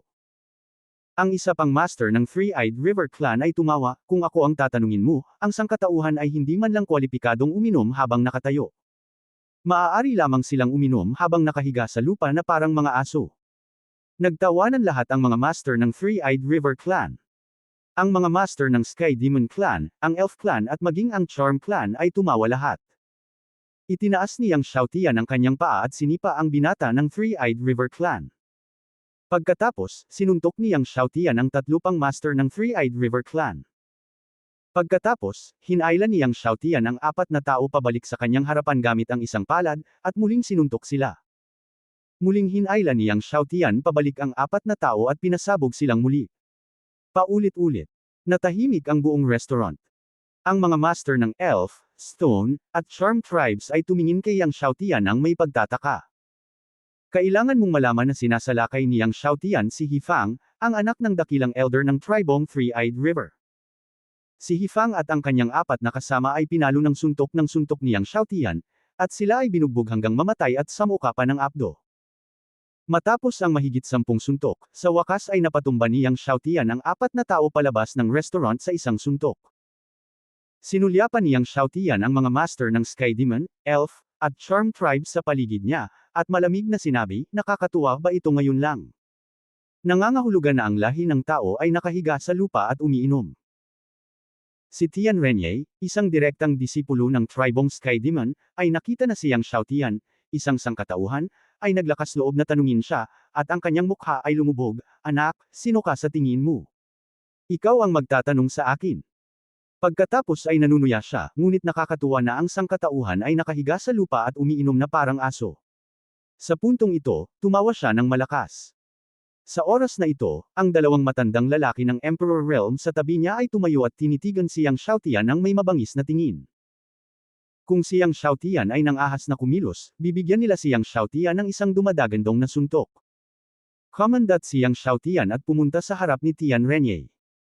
Nang makitang talagang kumikilos si Yang Xiaotian, biglang sinampal ng dalawang matandang lalaki si Yang Xiaotian ng palad, anak, hinahanap mo talaga ang kamatayan. Ito ang Tianyao City, hindi mo naman turn na maging mapangahas. Gayunpaman, sa sandaling kumilos silang dalawa, biglang, nakita nila ang isang malaking itim na buhok na palad na lumilitaw sa itaas ng kanilang mga ulo sa isang punto, dumidiin pababa sa lakas ng isang bundok. Naramdaman na lang nilang madilim ang kanilang mga mata. Nagkaroon ng malakas na kalabog. Nakita nilang diretsyong sinampal sa lupa ang dalawa. Ang taong gumawa ng hakbang ay ang demonyong unggoy. Ang palad ng demonyong unggoy ay naging 12-dosenang beses na mas malaki sa oras na ito, at hinawakan niya ang dalawa sa kanyang kamay, at pagkatapos ay minasa ito ng husto gamit ang 5 daliri na parang nagmamasa ng kwarta. Naghiyawan ang dalawa, at patuloy ang tunog ng mga bali ng buto. Ang mga buto ng dalawang tao ay nadurog lahat ng demonyong unggoy. Nang makita ang eksenang ito, nagbago ang mga mukha ng mga master ng mga duwende at ng Miklan sa restaurant. Ang dalawang matandang lalaki sa tabi ni Tian Renye ay hindi mga ordinaryong emperador, ngunit ang rurok ng ika-10 antas ng emperador. Hinawakan sila sa kanilang mga kamay at minasa na parang masa. Nanlamig ang mga mata ng demonyong unggoy, at muli niya itong minasa. Nagsisigawan ang dalawa, pumuputok ang kanilang katawan, at tumalsik ang dugo. Walang pagkakamali, isang pangungusap, isang release, isang nilalaman, isang anim, isang libro, isang bar, isang hitsura. Namutla ang mukha ni Tian Renye. Sa oras na ito, sinuntok ni Yang Xiaotian at pinalaya si Tian Renye. Katulad ng pakikitungo niya sa apat na tao sa Hifang kanina lang, binawi ni Yang Xiaotian si Tian Renye, pinasabog muli, binawi muli, pinasabog muli, at halos mamatay si Tian Renye bago pinasabog palabas ng restaurant. Tumingin si Yang Xiaotian sa mga elf masters at malamig na sinabi, akala nyo ba nakakatawa ngayon lang? Malungkot ang mga mukha ng mga tao. Hindi napigilan ng isa sa kanila ang galit na sinabi, anak, kilala mo ba kung sino ako? Ako ang batang Panginoon ng pamilyang Hai ng mga duwende. Isa kang hamak na tao. Ang pamilyang Hai ay isa sa pinakamakapangyarihang pamilya ng mga duwende, at ang lakas nito ay pangalawa lamang sa maharlikang pamilya ng mga duwende. Si Haiba, ang Panginoon ng Qinghe City na pinilit ni Yang Xiaotian hanggang mamatay, ay isang disipulo ng pamilya Hai. Sa sandaling matapos magsalita ang Young Master ng pamilya Hai, kinurot siya sa leeg ni Yang Xiaotian.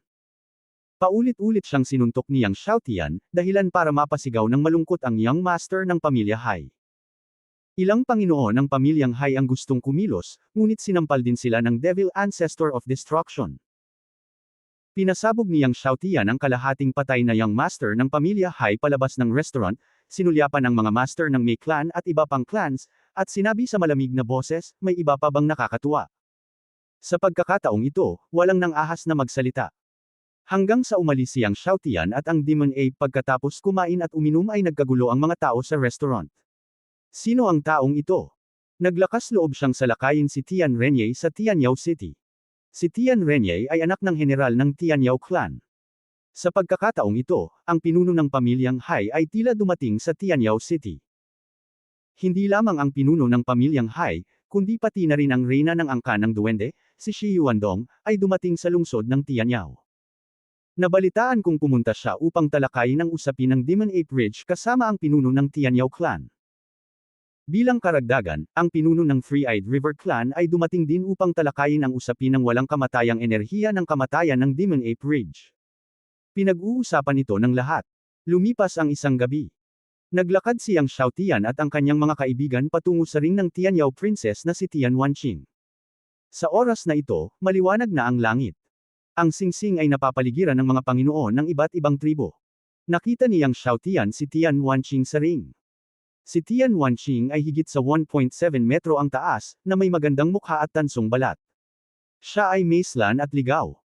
Ang hindi inaasahan niyang Xiaotian ay naroon din ang pinakamatandang prinsipe ng elf clan na si Zai Luo. Si Zai Luo ay nasa ring at gustong makipagkumpetensya kay Tian Wanqing. Tumingin siyang Xiaotian sa rostrum sa di kalayuan at nakita ang ninuno ng duwende na si Seymour sa rostrum. Nakaupo si Seymour sa tabi ng patriarch ng mga duwende, ang reyna ng duwende na si Shi Yuandong. Bilang karagdagan kay Shi Yuandong, nakaupo rin doon ang mga patriarka ng Tribong Tianyao at Tribong Three-Eyed River. Habang pinagmamasdan niyang Xiaotian sina Tian Hangji, Shi Yuandong at iba pa sa rostrum, isang nakakapatay na boses ang tumunog mula sa likuran niyang Xiaotian sa karamihan, "Anak, ikaw." Tumingin siyang Xiaotian at nakitang si Tian Renye, ang anak ng dakilang general ng Heavenly Demon Clan na inatake niya kahapon. Bilang karagdagan kay Tian Renye, naroon din ang young master ng pamilya Hai na inatake niya kahapon, at si Hifang, ang anak ng dakilang elder ng Three-Eyed River Clan. Nandoon pa rin ang lahat ng mga taong inatake niya kahapon. Ngunit kung titignan ang paraan ng kanilang pagyuko ay halatang hindi pa naghihilom ang kanilang mga tiyan. Nang makitang nakatitig sila sa kanya ng mga mata na gustong kumagat sa kanyang laman at dugo, kalmado ang mukha niyang Xiaotian, galing na ba ang iyong tiyan? Nang pag-usapan niyang Xiaotian ang tungkol sa kanilang mga tiyan, maging si Tian Renye man ito, ang young master ng Hai Clan, o Hifang, lahat sila ay galit na may nakasusuklam na dugong pagpatay na layunin sa kanilang mga mata. Anak, naghahanap ka lang ng kamatayan. Naglakas loob kang pumunta sa Heavenly Demon Arena. Kailangan kong hukayin ang lahat ng internal organs mo ngayon. Galit na sabi ni Tian Renye. Ang kanyang ama ay ang general ng Sky Demon Clan, na namumuno sa 1,000,000 tropa ng Sky Demon Clan. Bilang anak ng general ng Sky Demon Clan, talagang binomba siya ng isang tao kagabi. Ito lang ang pinakamalaking kahihiyan ng kanyang buhay. Patayin ang batang ito para sa akin. Umungol si Tian Renye, at winagaway ang kanyang kamay. Biglang sumugod kay Yang Xiaotian ang lahat ng gwardya sa likod niya. Patayin mo siya. Galit na itinuro ng young master ng Si Clan si Yang Xiaotian, at lahat ng master ng Si Clan sa likod niya ay sumugod kay Yang Xiaotian. At galit din na sumigaw si Hifang sa mga master ng Three-Eyed River Clan sa likod niya, "Bambahin ang tiyan ng batang ito para sa akin." Biglang, daan-daang mga master ng Sky Demon Clan, ang Si Clan, at ang Three-Eyed River Clan ang lahat ay sumalakay kay Yang Xiaotian at sa kanyang mga tauhan. Hindi man lang ito nilingon ng demonyong bakulaw. Ang kanyang palad na natatakpan ng itim na buhok ay naging daan-daang beses na mas malaki. Sa isang casual na alon, isang marahas na itim na alon ang dumaan. Saan man siya dumaan, ang hukbo ng Sky Demon Clan, ang Si Clan, at ang elite ng Three-Eyed River Clan ay lumipad palabas. Mga hiyawan. Sa entablado, lilipat na sana ang prinsipe ng duwende na si Zai Luo upang maranasan ang kapangyarihan ng nakatutuwang bloodline ni Tian Wanqing, ngunit biglang nakarinig ng hiyawan sa ibaba ng stage. Nagtataka siyang tumingin at nakitang magulo na ang stage. Pagkatapos, nakita niya ang mapusyaw na asol na figure na hinding-hindi niya makakalimutan. Ang figure ay nakatayo sa magulong pulutong sa ibaba ng entablado, tulad ng isang bundok, na nakatayo, tulad ng figure na nakatayo sa harap ng milyon-milyong mga duwende. Siya yun. Nang inag ang puso ni Zai Luo nang makita niya ang nakakatakot na figure, at ang kanyang mukha ay biglang nagbago. Mula nang makipaglaban sa Dwarf Tribe, ang figure na ito ay naging kanyang pinakamalaking demonyo. Nakita ni Tian Wanqing ang pagbabago ng mukha ni Zai Luo, at nakaramdam ng kakaiba sa kanyang puso. Hindi niya maiwasang tumingin sa magulong pulutong na sumusunod sa mga mata ni Zai Luo, at nahulog din ang kanyang mga mata sa mapusyaw na asul na figure. Ito ay mas kakaiba nang makita niya na ang kabilang partido ay isang 13 o 14 na taong gulang na batang lalaki. Sa oras na ito, ang kaguluhan sa ibaba ng ring ay nakakuha din ng atensyon ni Tian Hongji, Shi Yuandong at iba pa sa rostrum. Si Seymour, na nakaupo sa tabi ni Shi Yuandong, ay sumulyap sa ilalim ng singsing, ngunit ang casual na tingin na ito ay nakapagpalit din ng kulay sa kanya. Nakita rin niya si Yang Xiaotian at ang Bingyan Qilin at iba pa sa paligid ni Yang Xiaotian. Sila na. Bulalas ni Seymour. WHO. Nakita ni Shi Yuandong ang ekspresyon ni Seymour at hindi niya maiwasang maghinala. Ito ang anak ng terror. Napalunok ng boses si Seymour. Ano, ang anak ng terror? Lahat ng mga ninuno at lahat ng mga pinuno ng angkan sa rostrum ay nagulat at tumingin kay Yang Xiaotian. Pagkatapos ng labanan sa Dwarf Tribe, isang 13 o 14 na taong gulang na batang lalaki ang aktwal na nag-condense ng isang banal na gininto ang elixir at nag-condense ng 10 hindi magagapi na puso ng espada. Sinuntok niya ang ika-10 antas ng Martial Emperor gamit ang lakas ng ika-2 antas ng Martial Emperor. Nakakakilabot. Dahil sa mga araw na ito, maraming tao ang tumatawag sa kanya na anak ng terror. Ang alamat ng banal na gininto ang elixir ay napakahiwaga sa milyon-milyong taon, kaya nang marinig nila na ang anak ng terror ay dumating, lahat ng mga ninuno at pinuno ng angkan sa rostrum ay galit na galit. Maging si Tian Hongji, ang pinuno ng angkan ng Heavenly Demon Clan, ay nagulat. Hindi niya inaasahan na ang singsing ng kanyang anak na babae ay maakit ang anak ng terror. Matapos magulat si Shi Yuandong, tinitigan niya si Yang Xiaotian na may layuning pumatay. Dahil ang batang ito ay dumating sa Heavenly Demon Clan, hindi siya papayagang umalis sa oras na ito kahit anong mangyari. Ang Tianyao City ay kung saan siya ililibing. Oh, ang anak ng terror. Narinig ni Tian Wanqing na nasa ring na ang binata na bumaba ay ang anak ng terror na nabalitaan kamakailan, at ang kanyang mga mata ay nagningning. Siya ay mahilig makipagdigma, ngunit sa kasamaang palad, walang sinuman sa kanyang mga kapantay sa 100 Clan Empire ang kanyang kalaban. Ilang araw na ang nakalipas, lumitaw ang isang anak ng terror, na nagpakulo ng kanyang dugo. Ang pangunahing dahilan kung bakit niya itinayo ang singsing sa pagkakataong ito ay para makipaglaban sa anak ng terror. Magsasalita pa sana siya, biglang bumangon si Yang Xiaotian mula sa lupa at lumapag sa ring. Nang makita si Yang Xiaotian sa entablado, si Shi Luo, na orihinal na nakatayo sa entablado, ay natakot at umatras sa gilid ng entablado. Hindi pinansin ni Yang Xiaotian si Shi Luo at tumingin kay Tian Wanqing, kung matatalo kita, makakapili ako ng kayamanan mula sa treasure house ng Tianyao Clan, tama ba? Kasama ang piraso ng likas na banal na bakal. Hindi niya itinago. Pumunta siya dito sa pagkakataong ito para lang sa piraso ng likas na banal na bakal. Walang pagkakamali. Anong 100 milyong low-grade spirit stones, anong 100 top-grade 3 yuan purple gold pills, ang lahat ng basura sa kanya. Napangiti si Tian Wanqing nang marinig niya na si Yang Xiaotian ay dumating para sa piraso ng likas na banal na bakal, at ang kanyang boses ay puno ng mapang-akit na ligaw, oo, hanggat matatalo mo ako, makukuha mo ang piraso ng likas na banal na bakal. Sumimangot si Tian Hongji sa rostrum nang marinig niya ito, ngunit hindi ito nagsalita, na itinuturing na tacit consent. Tumingin siya kay Yang Xiaotian na may nagbabagang tingin. Ngayon, nais niyang makita kung ang banal na gininto ang elixir ay hindi magagapi gaya ng sinabi ng alamat. Sa oras na ito, sinabi ni Tian Wanqing kay Yang Xiaotian, nabalitaan ko na ikaw ay pangalawang antas lamang ng Martial Emperor, at ako ang rurok ng ika-10 antas ng Martial Emperor. Kung matatalo kita, ito ay magiging hindi patas. Sa ganitong paraan, ibibigay ko sa iyo ang isang kamay. Narinig ito ni Yang Xiaotian at umiling at sinabing, hindi na kailangan, kaya mo ito, gawin mo ng buong lakas. Hindi nag-aksaya ng mga salita o naging magalang si Tian Wanqing nang marinig niya ito. Isang grupo ng mga itim na alon ng hangin ang lumabas sa kanyang katawan. Kasabay nito, ang kanyang mga mata ay naging ganap na pula ng dugo, pula na parang apoy at dugo.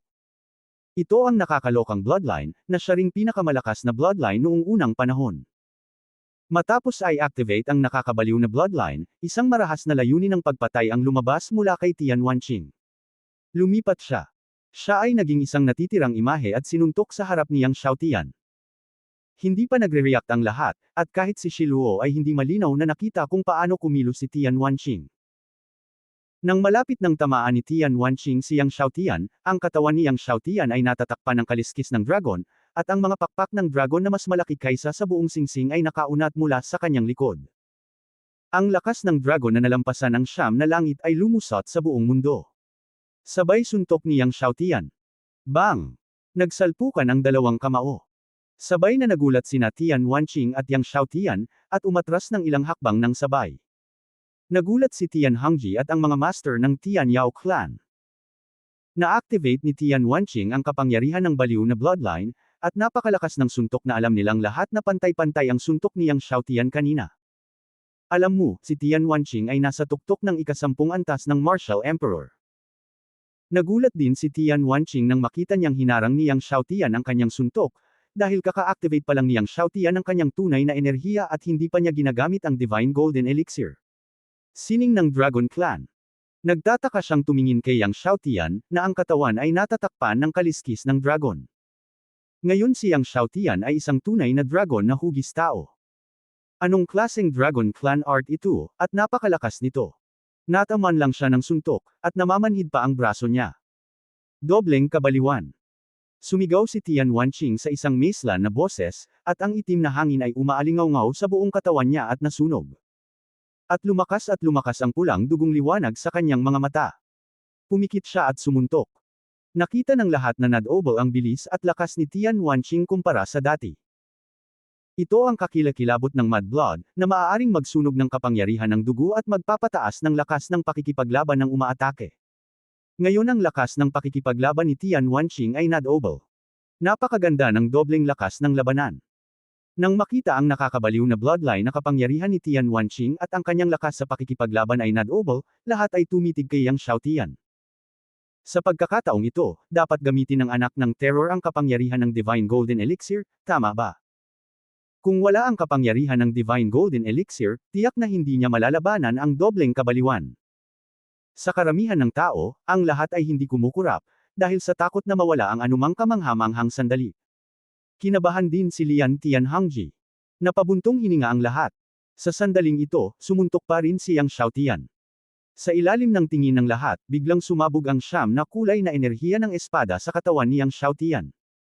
1, 2, 3, 4. Hindi nagtagal, gumising ang 10 na kulay na puso ng espada. 10 na kulay na puso ng espada. Nang makita ang 10 na kulay na sword heart ni Yang Xiaotian na agad na nagising, lahat ay nagulat. Maging si Seymour, na nakakita sa 10 na kulay na puso ng espada ni Yang Xiaotian, ay nabigla pa rin. 10 pusong espada, napakaganda. Napakawalang kapantay. Ngunit nang mabigla ang lahat, biglang bumaril mula sa katawan ni Yang Xiaotian ang ika-11 na kulay na enerhiya ng espada. Ang ika-11. Napasigaw si Seymour sa gulat at napatalon sa kinauupuan niya. Ano, 11?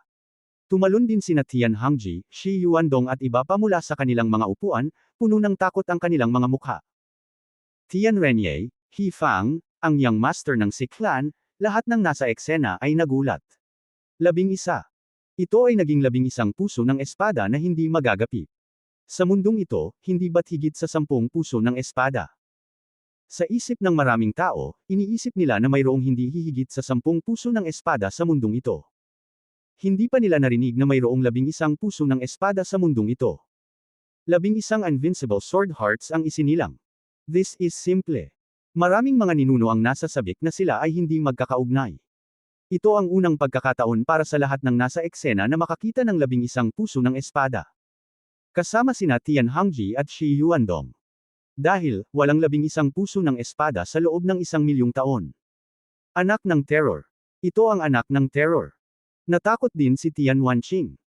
Sa gulat na mga mata ni Tian Wanqing, ang kamao ni Yang Xiaotian ay sumambulat sa kapangyarihan ng 9-colored sword heart.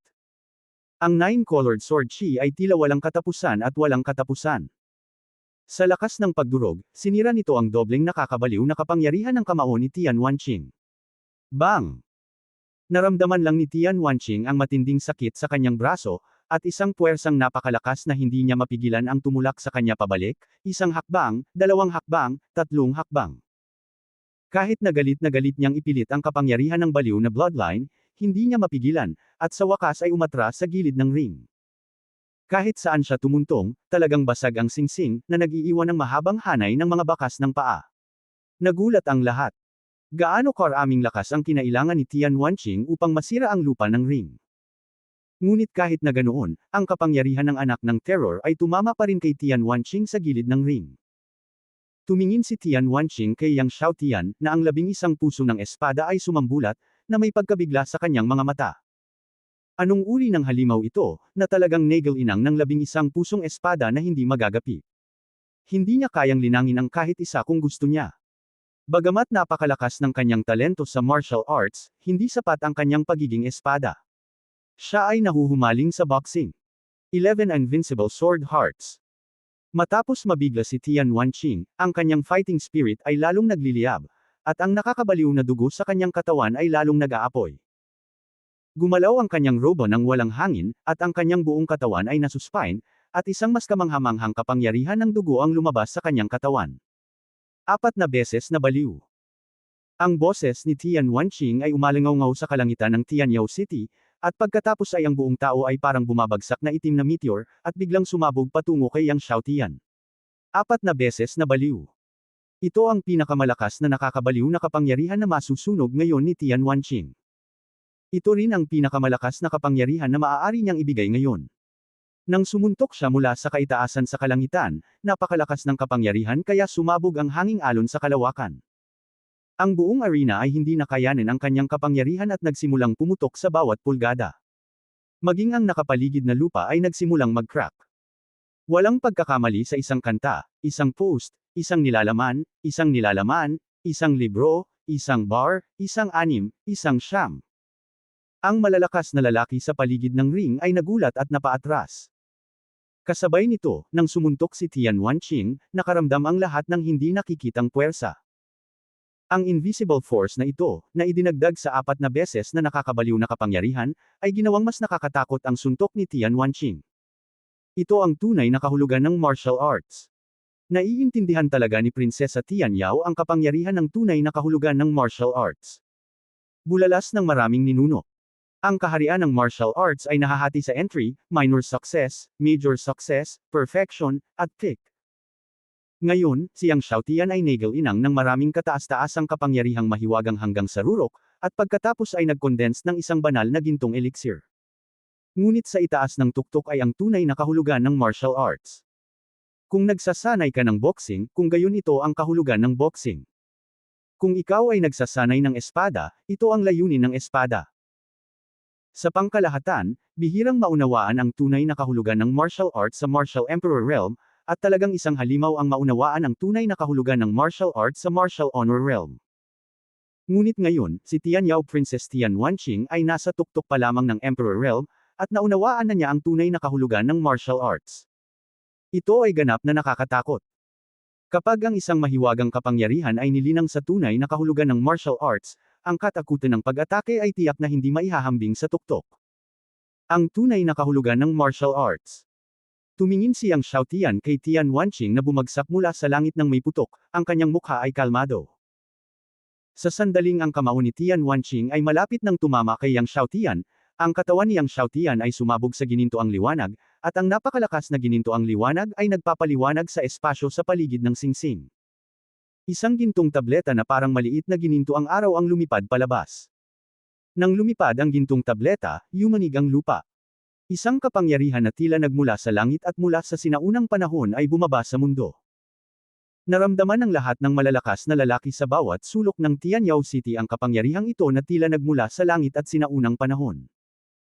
Sa ilalim ng takip ng kapangyarihang ito, ang lahat ay nahihirapang huminga. God-grade Golden Elixir. Tiningnan ni Tian Wanqing ang tumataas na God-grade Golden Elixir at nawalan ng malay. Sa sandaling nawalan siya ng malay, sinuntok ni Yang Xiaotian. Ang Invincible Clone ay ginamit, at ilang Yang Xiaotian ang sumuntok ng sabay. Ang kapangyarihan ng Gold-grade Golden Elixir at ang kapangyarihan ng 11 puso ng espada ay umaalingaw-ngaw, at ang marahas na itim na malamig na hangin ay umungol. Ang itim na malamig na hangin na ito ay napakaitim at nagpapalpitate ang mga tao, na parabang ang lahat ng kapangyarihan sa mundo ay maaaring magyelo. Ito ang kapangyarihan ng itim na malamig na yelo ng Supreme King Xuanwu Wan. Bang! Ang lakas ng kamao niyang Xiaotian ay bumangga sa lakas ng kamao ng kalaban.